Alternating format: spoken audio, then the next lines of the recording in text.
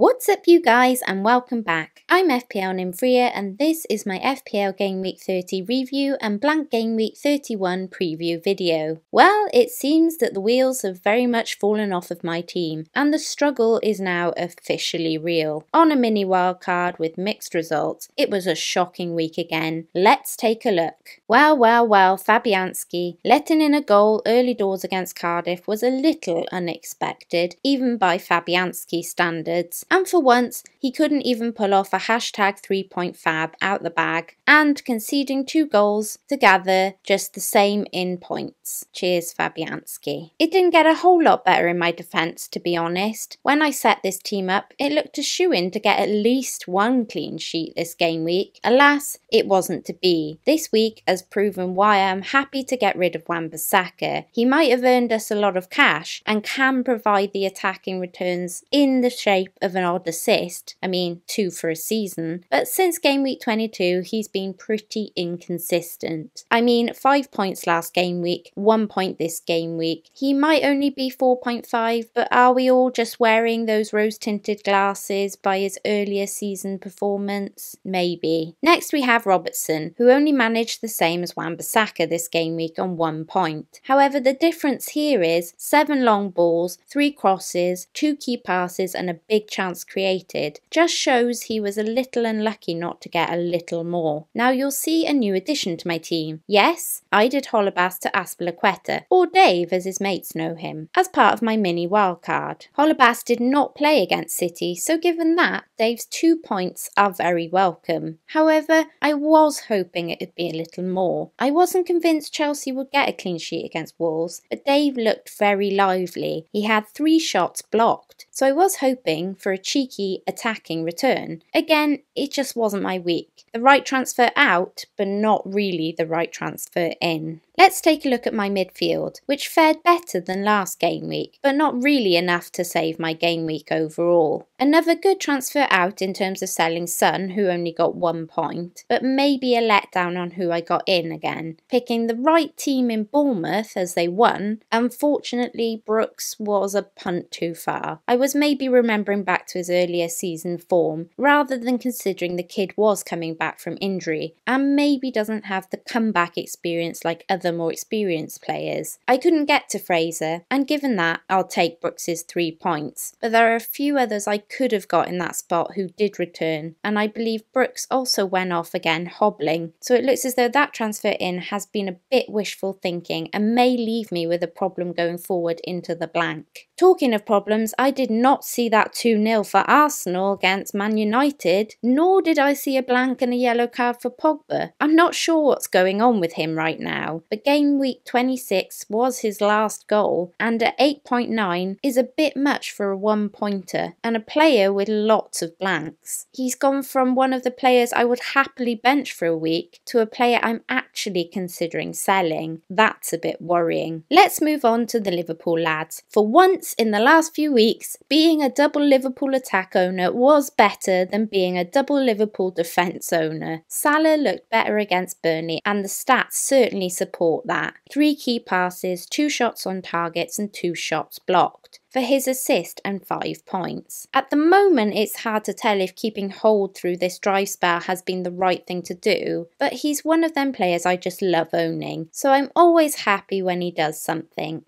Moving on to Mane, who had the same number of key passes as Salah and the same amount of shots off target. He just took his 2 shots on target a little better and got 2 goals, 2 points for playing and 2 bonus points. I suspect this will cause a bit of a captaincy headache next week, especially for those like me who have this duo or are on a free hit. So I'll be interested to hear what you guys are doing. And on that, let's take a look at my forward line. Let's start with the positives, because I've got another moan on the way after that. So Rondon, heck, he showed up, didn't he? It literally feels like it's been an age since he's done anything, only because since I've owned him, he's done nothing.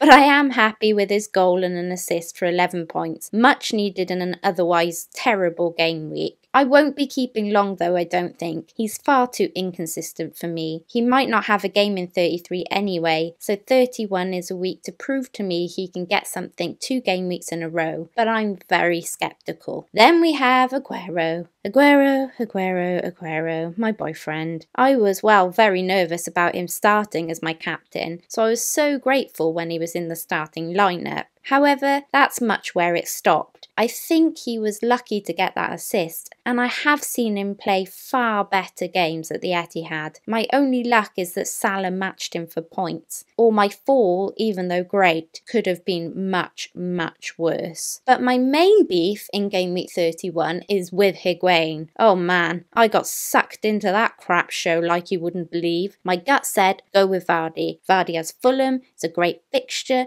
no blanks, he's cheaper, and then comes in all the noise from everywhere else. Chelsea could have another double, people saying Higuain's fixtures are better, they're a changed team, make sure you get Chelsea players in. Ugh, I don't even know what to say. Yet another time where I've gone against my gut, and this time I'm in a right pickle for it, because I'm in the awkward spot of not being able to change my mistake. 2 points compared to 16 points is a real ouch. So after all that, I finished on a total of 52 points, so 48 with my -4, bang on average, but given the standards this season, that's not enough to keep me stable. It's still a massive red arrow drop to 178,916 in OR, and it's starting to look increasingly like the top 100k will be out of reach for me this season. My bench was, well, terrible. Nice to see Yedlin and Punchin back. However, Punchin didn't make an appearance off the bench and Yedlin did shocking, so it's just as likely to be dropped again in a week where he is much needed for me. So 2 points from 4 iffy players pretty much sums it up.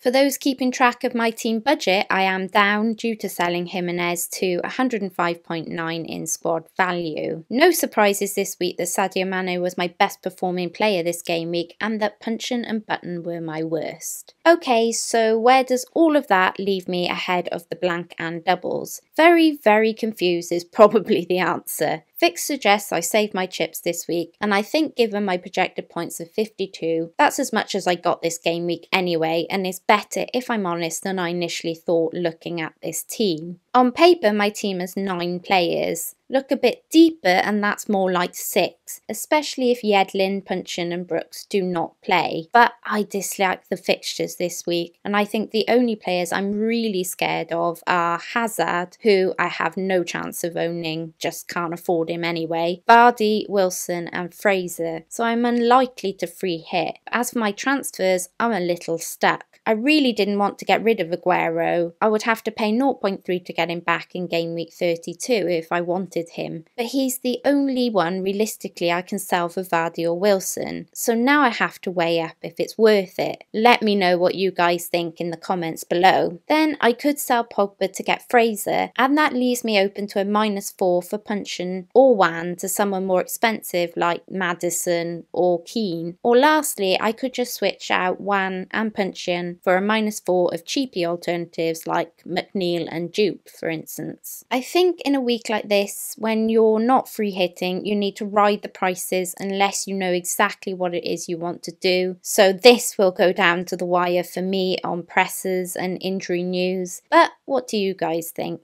What I do know is I'm not expecting much from game week 31, and it's going to be another awful suffering game week without a free hit. If you are free hitting, be sure to check out my video on the free hit template team I would do if I was free hitting, which I released on Monday. But that's it, you guys. I'll let you know what I decided via my usual social media channels, as usual on Twitter and Instagram. And you can catch how I got on in my next video. Please support me by liking and subscribing, or even joining the Fancy Football Hub where my code is in the description below. And as always, do feel free to check out my sponsors fancyfootballfix.com. They've got a lot of exciting stuff coming on the way. Until next time, Nimfria out.